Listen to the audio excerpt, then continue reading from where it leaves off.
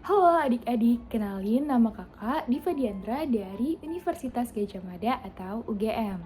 Adik-adik bisa panggil kakak Kak Diva karena beberapa hari ke depan kakak akan menemani adik-adik melalui video kayak gini nih. Jadi jangan bosen-bosen ya ketemu sama kakak. Oke, untuk video pertama kali ini kakak punya topik yang penting banget nih untuk adik-adik ketahui. Namanya adalah 3 kata ajaib atau 3 magic words. Wow, magic words kayak apa tuh kak? Mantra sihir ya? Atau apa nih? Kok magic words? Oke, kenapa namanya magic words? Karena 3 kata ini ajaib banget dan memang harus adik-adik gunakan selama keseharian adik-adik. Kakak dan teman-teman kakak sampai saat ini pun masih menggunakan 3 kata ajaib ini. Wah, apa tuh? Penasaran ya? Tenang aja, ini videonya atau topiknya nggak akan panjang, jadi adik-adik nggak perlu repot-repot ambil buku untuk mencatat. Adik-adik bisa dengarkan baik-baik aja dan pahami apa yang kakak sampaikan. Untuk kata yang pertama, let's see. Ada tolong. Kok bisa sih tolong jadi kata ajaib? Suatu ketika kita kesusahan dan membutuhkan bantuan, dengan menggunakan kata tolong, kita bisa mendapatkan bantuan dan masalah kita menjadi lebih ringan. Ajaib banget. Contohnya kayak gini. Suatu ketika, kakak keluar dari perpustakaan dengan buku yang banyak sekali. Bukunya bertumpuk-tumpuk. Kakak kesulitan untuk membawanya ke kelas. Tapi tiba-tiba kakak lihat teman kakak yang namanya Daniel. Kakak minta tolong deh ke Daniel. Daniel, boleh nggak tolong bawain buku ini, bantuin aku supaya kita bisa bawa bareng-bareng ke kelas. Kira-kira Daniel bakal jawab gimana? Daniel jawabnya, oh halo Diva, oke sini aku bantu bawain supaya kamu nggak kesusahan. Ayo sini mana bukunya. Masalah selesai dengan kata tolong. Kok harus pakai kata tolong sih? Kalau misalkan kakak nggak pakai kata tolong, Daniel, bawain buku ini dong, berat banget nih, bawain ke kelas. Kira-kira Daniel bakal jawab gimana? Apaan sih Div, kok nyuruh? Sana bawa sendiri. Masalah nggak selesai dan bukunya nggak sampai ke kelas adik-adik. Kakak harus bawa sendiri, berat banget. Jadi bisa kita simpulin ya, kalau kata tolong ini ajaib banget ketika kita butuh bantuan dan ketika kita sedang kesusahan.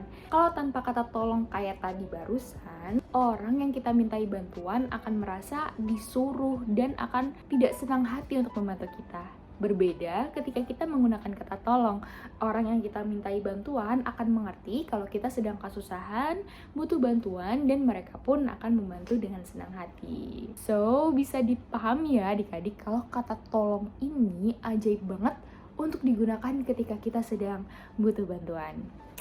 Untuk kata kedua apa? Next. Wah, emang maaf ini beneran kata ajaib ya? Jangan salah. Pernah nggak sih adik-adik selama ini berbuat salah, baik itu ke orang tua, atau ke teman-teman, atau mungkin ke orang lain yang adik-adik nggak kenal? Pernah nggak? Nggak apa-apa kalau pernah, tenang aja. Karena kita semua sebagai manusia pasti pernah berbuat kesalahan. Dan itu nggak apa-apa kok diakuin. Kakak pernah berbuat salah. Kakak pernah suatu ketika berbuat salah dengan teman kakak karena tidak sengaja menyenggol tempat minumnya yang ada di meja di kelas sampai tumpah. Wah, kakak rasanya sedih sekali karena kelasnya jadi licin, jadi basah, dan minum teman kakak ini berkurang. Kalau kejadiannya seperti ini, kira-kira kakak harus bilang apa ya ke teman kakak ini? Tentu aja, karena kakak inget ada satu kata ajaib yang penting banget, yaitu maaf. Kakak bilang ke teman kakak yang namanya Rosa ini, aduh Rosa, maaf banget ya. Tadi aku nggak sengaja nyenggol tempat minum kamu, sekarang minum kamu jadi tumpah. Nanti biar aku yang ambil pel dan melap air yang ada di lantai ya. Untuk minumnya nanti aku akan isiin ke kantin, tenang aja. Maaf ya, karena ini jadi basah meja kamu.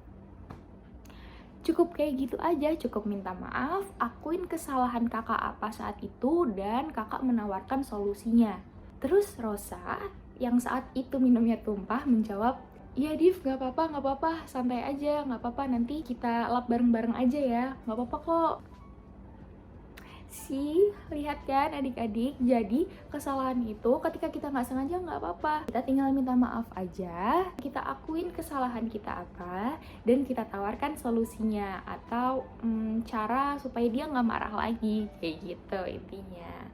Ajaib kan, padahal minumnya tumpah, mejanya basah, minumnya berkurang, tapi karena kakak mengucapkan kata ajaib maaf dan menyampaikannya dengan baik-baik, Rosa jadi nggak marah deh dengan kakak. Kalau adik-adik pernah nggak melakukan kesalahan? Dan kira-kira adik-adik udah menyampaikan kata maaf belum? Kalau misalkan sampai sekarang adik-adik belum menyampaikan kata maaf, adik-adik bisa nih menghubungi orang tersebut, mungkin teman adik-adik yang pernah adik-adik lakukan kesalahan kepada dia, dan sampaikan aja maaf seperti yang kakak contohkan tadi. Jangan malu. Maaf kata ajaib ini tidak perlu malu adik-adik sampaikan ketika adik-adik berbuat salah. Karena dengan mengucapkan kata maaf, ini berarti kita adalah orang yang kuat, yang jujur, dan berani mengakui kesalahan. Jadi nggak perlu malu, justru dengan mengucapkan kata ajaib ini bisa dipastikan adik-adik adalah adik-adik yang hebat karena sudah dewasa untuk bisa mengakui kesalahannya. Selanjutnya, apalagi ya kata ajaibnya? Next. Kata ketiga adalah terima kasih. Wah, terima kasih? Kok bisa? Apa ya yang ajaib dari terima kasih? Jangan salah, terima kasih ini adalah kata ajaib terakhir yang paling sering akan kita gunakan loh. Karena di keseharian kita, di setiap harinya, kita pasti hidup itu berdampingan dan berhubungan dengan orang lain. Di rumah ada keluarga, di sekolah ada guru, teman. Mungkin di luar itu kita bertemu ada pelayan di warung makan, ada tukang parkir, ada orang-orang yang mungkin tidak kita kenal, kita bertemu di jalan dan sebagainya. Ketika itu mungkin saja orang-orang ini membantu kita saat kita sedang kesusahan. Mungkin juga memberikan kita sesuatu atau membuat kita bahagia, membuat kita senang, dan masih banyak lagi yang mungkin dilakukan orang-orang kepada kita. Contohnya penggunaan terima kasih, wah gampang sekali. Contohnya, ketika kita berada di warung makan atau restoran, kita memesan makanan, baik itu pelayan maupun penjualnya memberikan makanannya ke kita harus mengucapkan kepada mereka terima kasih atau terima kasih atas makanannya. Mereka pasti akan sangat senang mendengar kata itu karena mereka melakukan pekerjaannya dengan tulus, dengan sepenuh hati, dan kita menyampaikan rasa terima kasih kepada mereka. Wah, pasti mereka akan senang sekali. Jadi, tetap ucapkan terima kasih ketika kita ditawari sesuatu ya, atau ditawari bantuan, ditawari makanan, ditawari lain-lain, atau bahkan ada orang yang membuat kita bahagia karena sesuatu, jangan pernah lupa ucapkan terima kasih.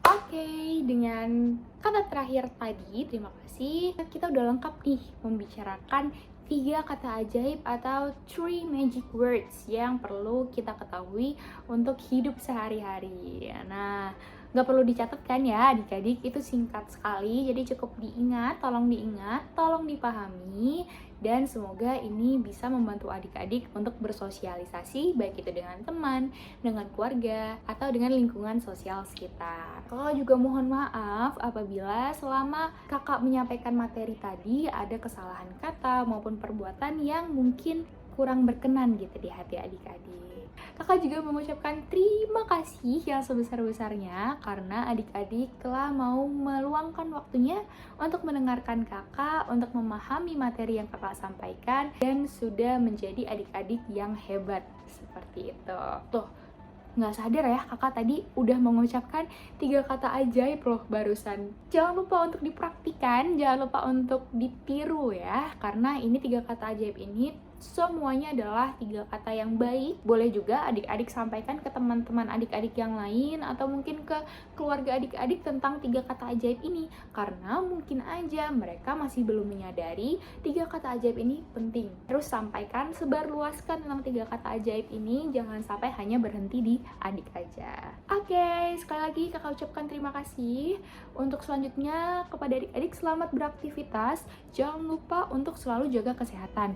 Jangan terlalu banyak keluar rumah dulu. Kalaupun perlu keluar rumah, jangan lupa untuk selalu pakai masker, mencuci tangan, menjauhi keramaian atau menjauhi kerumunan, dan menjaga jarak satu sama lain gitu. Jangan lupa ya, karena kita masih dalam kondisi pandemi saat ini. Jadi yuk sama-sama kita putus mata rantai penyebaran virus COVID-19 dan bersama-sama berdoa semoga pandemi segera berakhir, kita bisa main-main lagi sama teman-teman yang lain seperti itu. Harapannya suatu saat kakak juga bisa berkunjung ke Brasela di Bali untuk bertemu dengan adik-adik secara langsung nih. Sampai jumpa adik-adik di video selanjutnya ya. Kalau misalkan adik-adik mau menghubungi kakak, boleh tanyakan kontak kakak ke guru adik-adik seperti itu ya. Karena kakak bisa dihubungi melalui telepon, baik itu melalui WhatsApp maupun SMS. Oke, terima kasih semuanya.